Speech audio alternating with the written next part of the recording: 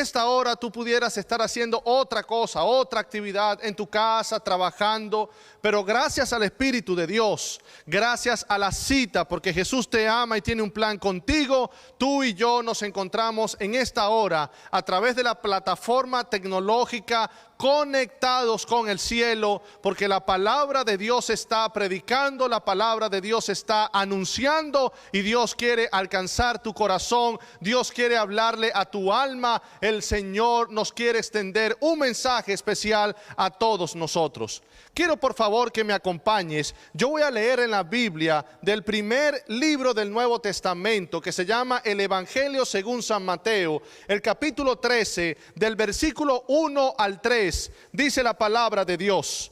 Aquel día salió Jesús de la casa y se sentó junto al mar. Y se le acercó mucha gente, así que él entrando en la barca se sentó y toda la gente estaba en la playa. Les habló muchas cosas por parábolas diciendo: el sembrador salió a sembrar.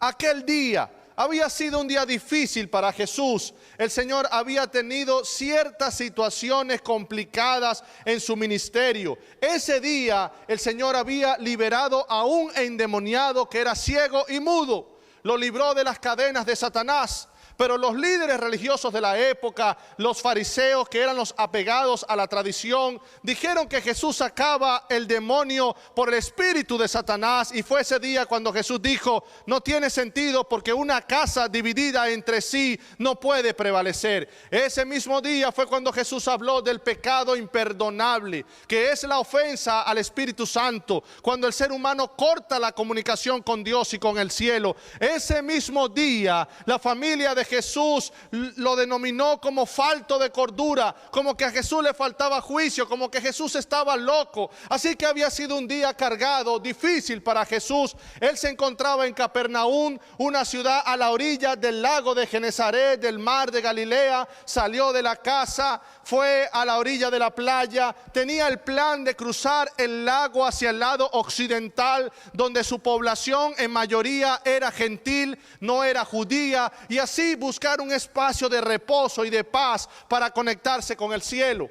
Pero cuando Jesús llegó a la orilla de la playa, dice que todas las personas salieron de los diferentes lugares, fueron a la orilla de la playa y pronto estrecharon a Jesús, tanto que ya no había espacio. Los enfermos estaban en sus esteras, la población estaba ávida, quería escuchar la palabra de Dios. Cada persona quería encontrarse con Cristo. Así que Cristo pidió una barca prestada. Se sentó en la barca, una figura de los rabinos de la época. Rabí son los maestros que antes de transmitir su instrucción se sentaban para dar su enseñanza. Ahí estaba Jesús sentado en la barca, su primer púlpito. La barca era mecida por el oleaje, los árboles, las aves revoloteaban alrededor de la audiencia, y entonces Jesús comenzó a predicar en parábolas. ¿Qué fue lo que predicó Jesús? Dice el versículo 4. El sembrador salió a sembrar. Mientras sembraba, parte de la semilla cayó junto al camino y vinieron las aves y la comieron. Parte cayó en pedregales donde no había mucha tierra y brotó pronto porque no tenía profundidad de tierra. Pero cuando salió el sol se quemó y no tenía raíz y se secó. Pero cayó entre espinos y los espinos crecieron y la ahogaron. Pero parte cayó en buena tierra y dio fruto, cual a 100, cual a 60 y cual a 30 por uno. El que tiene oídos para oír, oiga.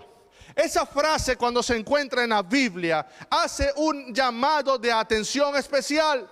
Todo aquel que tenga oídos, todo aquel que las ondas sonoras de su oído funcionen, presta atención, escucha, está atento al mensaje de Dios, porque es para ti. El que tenga oídos para oír, oiga. Esta noche el Señor te hace un llamado de alerta y de atención. Presta mucha atención a mi voz, porque hay un mensaje especial para ti.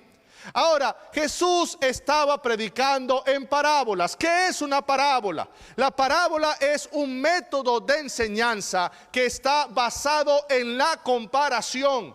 La palabra en griego parábola, que es parabolé, significa literalmente colocar dos objetos uno al lado del otro para que puedan ser comparados y a través de la comparación transmitir una enseñanza y un mensaje especial. La parábola era una figura de Cristo, porque Cristo nunca dejó de ser Dios. Cristo tenía una naturaleza divina. Cristo, desde antes de la fundación del mundo, desde la eternidad, estaba acostumbrado a ser Dios. No hay un espacio de tiempo en que Cristo ha dejado de existir, pero Él divino, 100% divino, cuando vino a esta tierra para poder alcanzar a la humanidad, para poder salvarte a ti, para poder salvarme a mí, Él cubrió su divinidad con una naturaleza humana.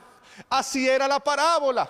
La parábola es tomar un misterio del reino de los cielos, tomar una verdad del cielo y entonces cubrirla a través de la figura de un objeto común para sus oyentes, a través de un evento terrenal para que las personas pudieran entender. La parábola, Jesús predicaba en parábola porque Él quería que aquella persona que lo escuchaba de una manera sincera, que en realidad tenía el deseo de escuchar la voz de Dios, esa persona, cuando Jesús predicaba en parábola, se le despertaba el interés. Había hambre y deseo por conocer más la palabra, la revelación y la voluntad de Dios. Además, Jesús predicaba en parábolas porque no todos los que le escuchaban eran sinceros. En medio de la multitud habían espías que querían escuchar alguna mala palabra, algún mensaje que pudieran convertirlo en algo controversial para obstaculizar la obra de Cristo. Pero Cristo los reprendía a través de la parábola, así que no había manera de sentirse, además de que los amonestaba con amor, no había manera de decir, oh, tú me recriminaste. No, porque estaba representado a través de una figura. El otro elemento es que cuando Jesús predicaba en parábolas, los ancianos, los sacerdotes, los doctos de la época, los religiosos de la época, ellos entendieron el mensaje. Cuando Jesús dio esta parábola, ellos entendieron el mensaje, pero ellos no querían hacer la voluntad de Dios. Porque después que Jesús predicó la parábola, cuando en horas de la noche Él estuvo solo con un grupo de sus discípulos, los discípulos que sí querían conocer y que tenían hambre del mensaje de Dios, se le acercaron y le dijeron, ¿por qué, Señor, le hablas por parábolas? ¿Por qué no hablas de una manera más clara? ¿Por qué utiliza la figura y la comparación? Y Jesús le dijo, oh, porque a vosotros os es dado saber el misterio de los reinos de los cielos. Es decir, ustedes quieren saber la verdad, ustedes quieren conocer el mensaje de Dios, pero ellos tienen ojos y no ven, tienen oídos y no oyen. ¿Saben por qué? Porque ellos entendían el mensaje, pero no estaban dispuestos a hacer la voluntad de Dios. Y yo quiero darte un mensaje en esta noche, ahora mismo. Es importante que tu corazón sea sincero. Es importante que tú digas, yo no solamente quiero conocer la voluntad de Dios, sino que tú le pidas a Dios, Dios mío, dame el poder, la voluntad y la disciplina para que yo no sea orgulloso, para que yo me entregue a tu voluntad. Porque si tú quieres conocer de Dios, si tú escuchas la palabra de Dios, pero tú no estás dispuesto a poner tu vida, tienes tu juicio, tus prejuicios, pero no sabes que hay un juicio mayor que es el de Dios, y no pones tu vida en las manos de Dios, no estás dispuesto a ceder a la voluntad del Padre, entonces tú no vas a entender. Por eso el Señor predicaba en parábolas. Es como que yo dijera en esta hora, yo quisiera hablar de la oración y le dijera a todos ustedes, la oración es como un teléfono celular, porque para todos nosotros hoy en día un celular es un objeto común. Y yo digo, es como un celular que tiene señal, que siempre tiene batería, que siempre tiene saldo. Y no importa dónde tú te encuentres, en el lugar más recóndito, en el lugar más escondido y lejano de la tierra, cuando tú tomas el celular, marcas el número de Dios, el Señor te atiende, porque no importa, no hay barreras, Él está ahí. Clama a mí y yo te responderé y te mostraré cosas grandes y ocultas que tú aún no conoces, dijo el profeta Jeremías. Y entonces usted dice, oh, mira cómo comparó la oración con el celular. Y cuando usted vea un celular, se va a acordar de la oración. Mientras Jesús predicó la parábola del sembrador, alrededor del mar de Galilea estaban las colinas y las llanuras de Genezaret. Los sembradores habían salido, metían su mano en la bolsa, arrojaban la semilla sobre la tierra. Luego pasaban el arado para ocultar la semilla con la tierra. Después humedecían el terreno y enterraban la semilla. Así que mientras Jesús habló de la parábola del sembrador, el escenario era cónsono y propicio para que todos entendieran el mensaje. Cuando los discípulos estuvieron solos con Jesús, le preguntaron: por favor, Señor, no entendimos la parábola del sembrador, explícanos la parábola. Y entonces Jesús, con amor, con paciencia, ese era su deseo, despertar el interés en conocer más la palabra de Dios, comenzó a explicar la parábola del sembrador. Quiero decirte que una parábola, según las reglas de interpretación bíblica, no se puede utilizar para fijar una doctrina. Los detalles de la parábola no son importantes, al menos que la misma parábola los identifique, porque en realidad lo importante de la parábola no son los detalles, sino el mensaje que quiere transmitir. Así que Jesús con sus discípulos le explicó claramente lo que era la parábola. Porque no importa si yo soy inculto, no importa si yo soy indocto, no importa si yo soy ignorante, si soy un niño, si soy joven, si tengo mucho conocimiento, cualquier persona puede entender la palabra de Dios. No hay razón para andar en oscuridad. No hay razón para decir que no entiendo las sazones de los tiempos, que no sé qué es lo que está pasando, qué va a pasar en el futuro, qué va a pasar en el mundo. Tanta agonía, tanto correr de un lado para el otro. La palabra de Dios te revela lo que tú puedes creer, saber lo que está sucediendo. Ahora Jesús explica la parábola. Versículo 18 dice: oíd pues vosotros la parábola del sembrador. Cuando alguno oye la palabra del reino y no la entiende, viene el malo y arrebata lo que fue sembrado en su corazón. Aquí se nos identificó los detalles de la parábola. Dice: cuando alguno oye la palabra del reino. En otro libro del Nuevo Testamento, que es el tercero, Lucas, hablando también de esta parábola, dice que la semilla es la palabra de Dios. Aquí está diciendo que la semilla es la palabra del reino. El sembrador no es otro sino Jesucristo. En aquellos tiempos donde había tanta violencia, donde había tanta amenaza de guerra, las ciudades tenían que ser amuralladas para vivir en seguridad y tranquilidad. El sembrador, para poder fungir en su oficio, tenía que salir de las murallas para ir a las llanuras, a las colinas y sembrar la semilla. De esa manera Jesucristo abandonó la seguridad del cielo, abandonó la gloria del cielo, abandonó la alabanza de los serafines, querubines, millones de ángeles que lo declaran santo, glorioso, poderoso, único, creador, soberano Dios. Entonces Jesucristo abandonó la seguridad del cielo, se hizo hombre para venir hasta aquí y arrojar la semilla, arrojar la vida divina, arrojar la santa palabra de Dios. Ahora, los terrenos representan el corazón, porque en la explicación Jesús está diciendo que en el primer caso, que la semilla cae junto al camino, vienen las aves de los cielos, porque las aves comen semilla, ven la semilla, se lanzan en ráfaga hacia la tierra, comen la semilla y la arranca, y entonces es arrebatada la semilla del corazón. Los terrenos representan el corazón, la semilla representa la palabra de Dios y el sembrador es Jesucristo. ¿Qué pasó en el primer caso? Solamente hay 4 casos. Quiero decirte en esta hora que todo ser humano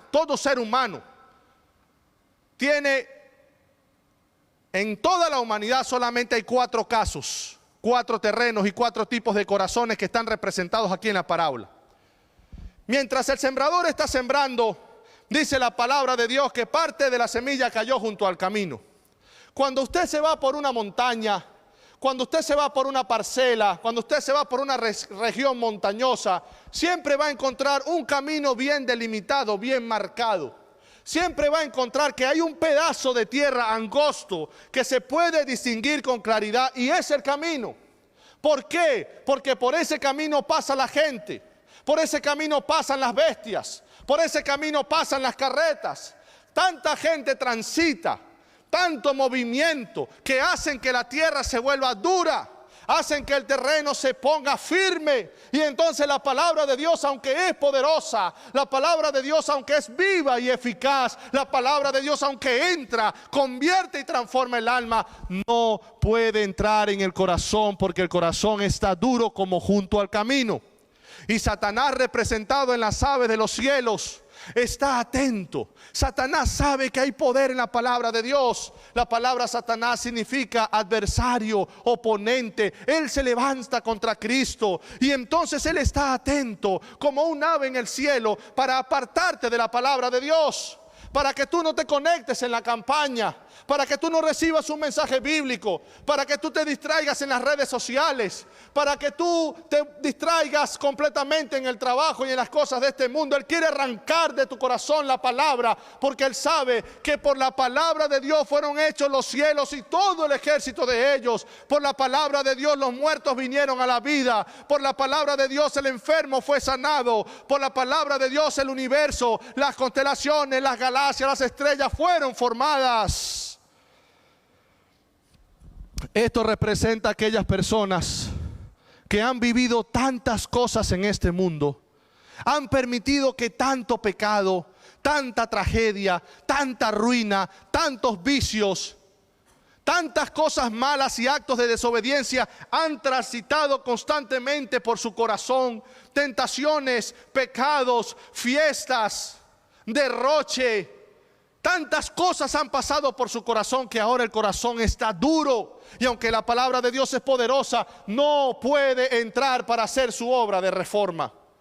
Pero sigue explicando el Señor Jesús que mientras el sembrador iba sembrando, una semilla también cayó en un terreno que superficialmente era un buen terreno, era buena tierra, tenía buen abono. Pero debajo de esa tierra había piedras, había rocas, era un terreno pedregoso. Y entonces las rocas, absorbiendo el calor del sol, cuando la planta entró en el terreno, produjeron un calor adicional que propició la evaporación. La semilla fue germinada, la planta salió con rapidez, pero cuando le pegó el sol, la planta se quemó y se marchitó. ¿Sabes por qué? Porque la planta no tenía raíz. Estas son las personas que reciben la palabra de Dios con gozo. Oh Señor, yo sí quiero hacer tu voluntad. Yo sé que tú me estás hablando. Yo sé que la solución está en ti. Yo sé que tú quieres que yo cambie mi vida. Yo quiero rendirme a tu voluntad. Ellos reciben la palabra de Dios con gozo, pero hay unas piedras en su corazón que se llama prejuicio. A mí me formaron de esta manera. Estos son los conceptos y mi manera de ver la vida. Y no te das cuenta que hay un juicio mayor al tuyo. No te das cuenta que hay un principio más glorioso, que es el juicio, el principio y la voluntad de Dios. También tienes una piedra que se llama egoísmo. Y entonces no le dedicas tiempo a la palabra de Dios, porque como tienes egoísmo, te dedicas más tiempo a ti, a tus planes, a tus diversiones, a tus placeres. Entonces la experiencia con la palabra de Dios es una experiencia superficial. La experiencia con la palabra de Dios es momentánea. La experiencia con la palabra de Dios es intermitente. Y entonces cuando viene la prueba, cuando viene la aflicción, cuando te enfermas, ay, ¿por qué me enfermé si yo estaba estudiando la Biblia y yo creo en Dios? Oh, ¿por qué perdí el trabajo si yo estaba orando y yo creo en Dios? Cuando viene el señalamiento y la crítica, cuando alguien te juzga porque eres cristiano y eres una persona débil y crees en cosas que no deberías de creer según el concepto del mundo, entonces por no tener raíz, porque tu experiencia con Dios no es profunda, cuando viene la tentación, la aflicción, se marchita la planta. Un terreno duro, un terreno pedregoso, pero el tercer terreno es un terreno muy bueno. La tierra también es fértil. La semilla entra, germina la planta, sale la planta, nace la planta y hay una buena tierra. A diferencia del terreno pedregoso donde la experiencia fue superficial, el terreno con espinos y cardos es que hay un descuido. Porque entonces había una buena relación con Dios. Tú te sentías bien y sentías la presencia de Dios en tu vida. Tú estabas conociendo cada vez más la palabra de Dios, pero te descuidaste. El Señor Jesús explica el afán de las riquezas, el afán de este siglo, la filosofía de este mundo, las posesiones, las comodidades, los lujos, el materialismo, ahogaron la planta. Así como en la planta salen los espinos, así como en la planta sale la maleza, sale el monte y absorbe la vitamina, los nutrientes, el sol y el agua que la planta necesita para nacer. Los afanes de este siglo, el amor a las riquezas y el materialismo ahogan la atención, descuidan a esta persona y la planta se ahoga. Cuando yo estudiaba teología en mi primer año, había una materia que se llamaba horticultura. Yo era muy bueno en todas las materias teóricas, estudiar, memorizar, ir al examen, pero esta materia no me gustaba, porque era una materia práctica. El pastor nos llevaba a un terreno, ahí cada quien tenía su bancal, se nos enseñó el arte de la siembra, a cada uno le dieron un pedazo de tierra, nos dieron el abono, nos dieron semillas de tomate, nos dieron semillas de pepino, y entonces cada quien fue preparando su bancal. Los días iban pasando y cada semana cuando llegábamos a ese terreno, allí donde estaba la materia, los bancales, los terrenos de mis compañeros estaban hermosos. La planta había nacido, tenía pequeños frutos, eran hermosos bancales, pero el mío estaba seco, el mío era pura tierra, el mío era un desierto, no había nada. Pero ¿qué va a haber si yo nunca iba a echarle agua? Un día descubrí que cerca de mi bancal había una toma de agua. Coloqué una manguera, la abrí, le dejé la manguera sobre el bancal, ahí derrochando agua, derramando agua. Como a los 4 días vine y cuando vi mi bancal estaba verde, hermoso, no se veía ni un pedazo desértico, pura, pero ¿saben qué era? Era hierba, era monte, era maleza. Porque las cosas malas no necesitan atención, las cosas malas no necesitan cultivarse. Nosotros tenemos una naturaleza. Querido amigo que estás escuchando, nuestro problema no es una lista de cosas. Ahora yo estoy comiendo mejor, entonces estoy mejorando en mi salvación. Ahora yo estoy... No. El problema es una naturaleza, es una condición. La maldad está a flor de piel. Las cosas malas son las que brotan sin querer y son las que ahogan la atención. En este tercer terreno hay un descuido a la palabra de Dios y se muere la relación con Dios.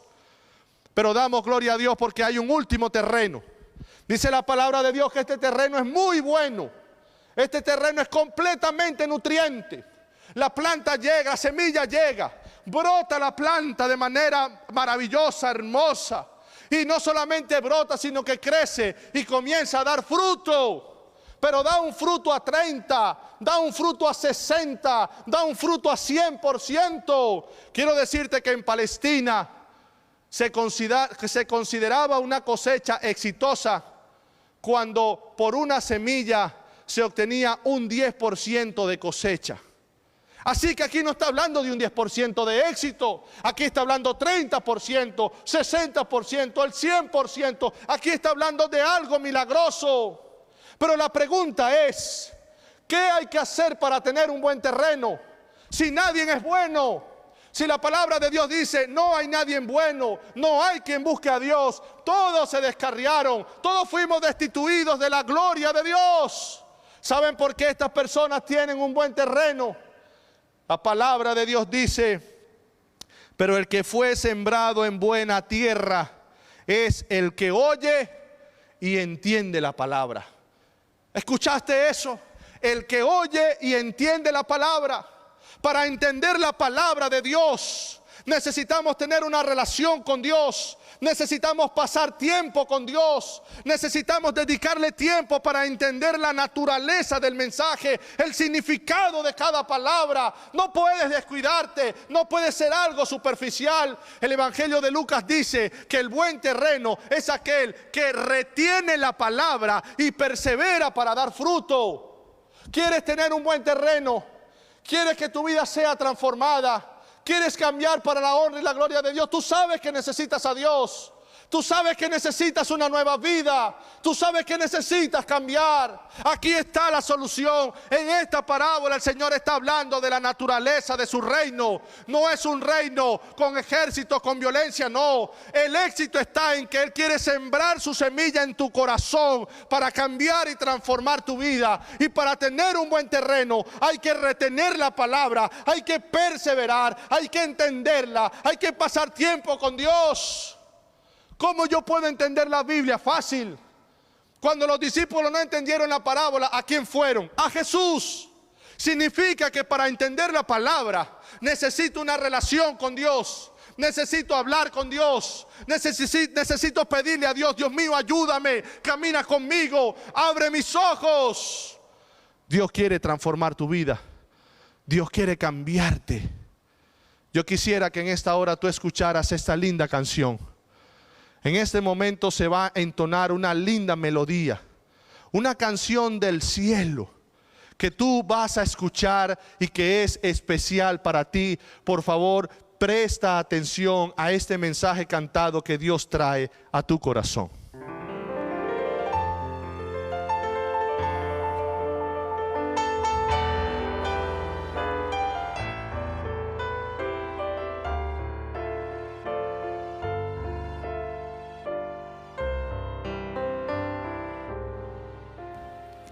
Jesús hoy espera entrar en tu ser. Ábrele tu corazón. No dejes que el mundo te aparte de él. ¿Cuál será tu decisión?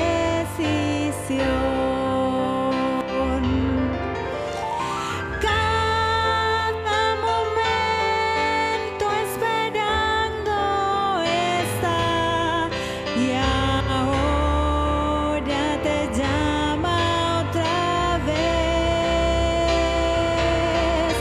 Si le abres la puerta de tu corazón, Él será tu Salvador.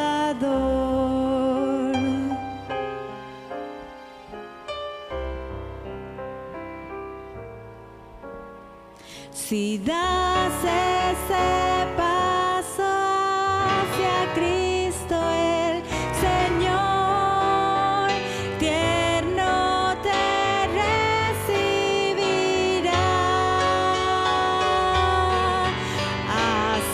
Acéptalo y deja la oscuridad, y Él morará en tu ser.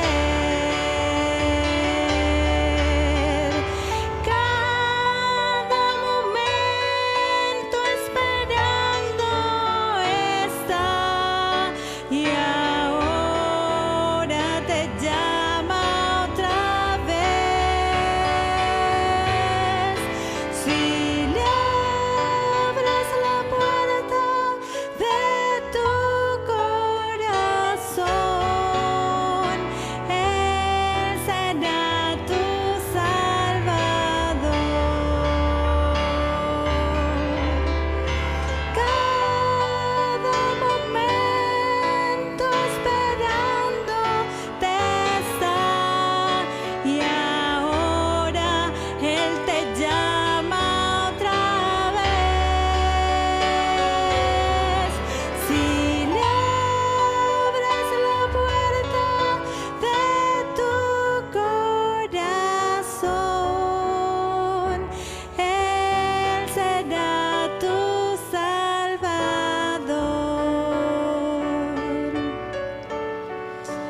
Él será tu Salvador.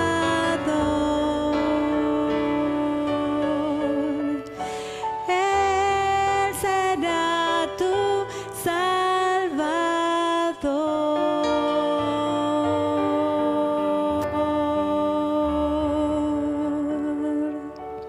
Es así, mi querido amigo. Es así, mi querido hermano. El Señor está llamando y está tocando tu corazón. Él está esperando pacientemente porque tiene de ti misericordia. Él ha derramado más lágrimas contigo. Él sabe la lucha que tú estás viviendo. Él sabe los ataques de pánico que hay en casa. Él sabe la desconsolación y la desesperanza que te ha embargado. Él tiene un plan glorioso y maravilloso. Damos gracias a Dios por esta campaña, conectados, porque el plan de Dios es alcanzarnos y brindarnos la felicidad.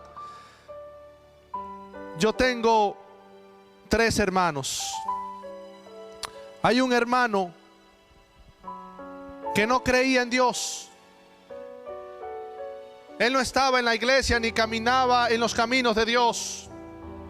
Él era muy famoso allá en el barrio en Venezuela donde él vivía. Él tenía una casa grande. Él era alcohólico. Él tomaba alcohol siempre.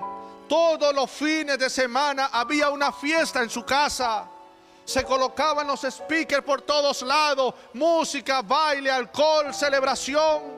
Era famoso, todo el mundo quería andar con él. Todo el mundo quería andar con él en el carro. Tenía un equipo de fútbol. Nunca ganaban un partido, pero el equipo de fútbol era solamente para ingerir alcohol. Yo decía, Dios mío, ¿cuándo tú vas a tocar el corazón de mi hermano? Yo pensaba, es difícil, es imposible que mi hermano sea alcanzado por el evangelio. Y cuando comencé a estudiar teología y ser pastor de la iglesia, le escribía mensajes a mi hermano. Lo invitaba a los sermones y a las actividades donde yo estaba. Le mandaba textos de la Biblia y Dios estaba haciendo un milagro a través de su palabra en la vida de mi hermano. Quiero decirte que el evangelio llegó a su corazón. Quiero decirte que al corazón de mi hermano Douglas, aquel borracho, aquel hombre fiestero, desenfrenado y desobediente, la palabra de Dios llegó a su corazón. Él se bautizó, no solamente se bautizó, sino que es anciano de la iglesia. Pero no solamente es anciano de la iglesia, quiere que te diga un poco más, es primer anciano, dirige una iglesia. Y quiero decirte algo más, aquella casa donde se bailaba, aquella casa donde se disfrutaba y se hacía fiesta y banquete, esa casa, ahí se fundó y se levantó una iglesia. Él donó su casa para esa iglesia y ahí dirige la iglesia. Es increíble que un lugar donde era festejo, alcohol, desenfreno, maldad, ahora está una iglesia. Eso es lo que quiere Dios. Deja de luchar, deja de ir por otros lados. Tú sabes cuál es la solución. La vida de una planta, la vida de un árbol robusto y grande de mango, por ejemplo, se encuentra en la semilla.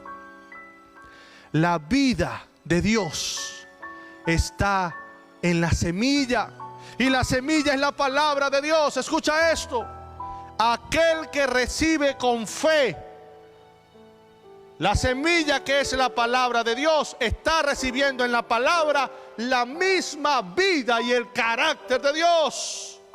Ríndete a la voluntad de Dios. Recibe su palabra donde está la vida. Esta es la solución, no la que tú querías, no como tú estás esperando las cosas. No, este es el plan de Dios. Abre tu corazón a la palabra de Dios.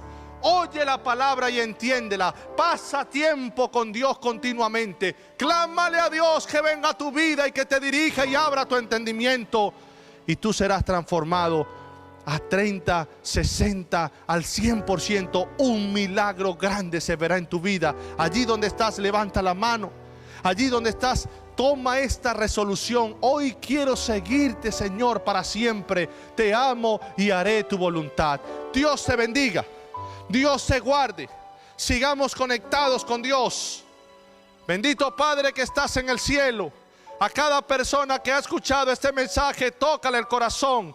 Transfórmalo a tu imagen y semejanza. Dale la gloria y la esperanza del evangelio. Dale una nueva vida. A los hermanos que también están conectados, que quizás se han apartado, se han desanimado, Señor, tócales el corazón para que vuelvan a tener un buen terreno, para que entiendan tu mensaje y sean transformados por la gloria del cielo. Lo pedimos todo en el nombre de Jesús. Amén.